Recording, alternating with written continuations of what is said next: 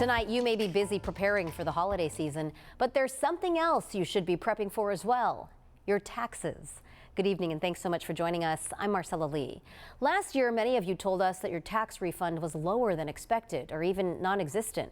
Our Steve Price is working for you tonight with ways you can prep and possibly save thousands.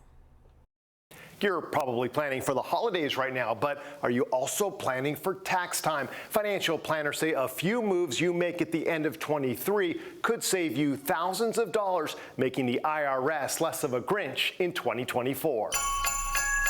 It may be the season of giving, but nobody wants to give more money than they have to the IRS. Better to pay yourself than the tax agencies, in my opinion, and I think everyone would agree with that. Casey Broad is a certified financial planner. He says if you still have a pay period left this year, moves that can lower your tax base include increasing your 401k contribution and adding more to a health savings account. If you know the kid is needing dentistry work, braces or something next year, get ahead of it, get the current year tax deduction. If you did gig work like rideshare, start getting organized now. Think about all the money you spent during the year.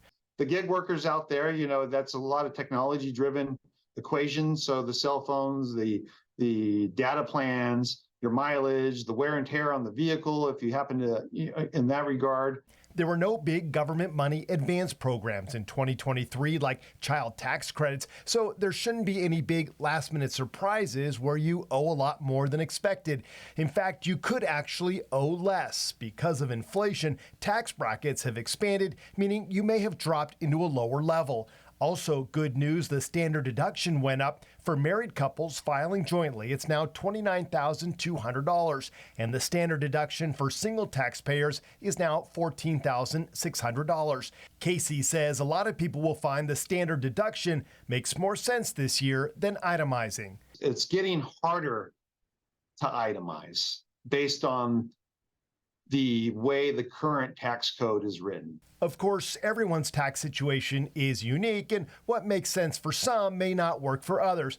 But one thing Casey does recommend for everyone is to get organized sooner rather than later. Really set a game plan. Do checklists. Do document organizing.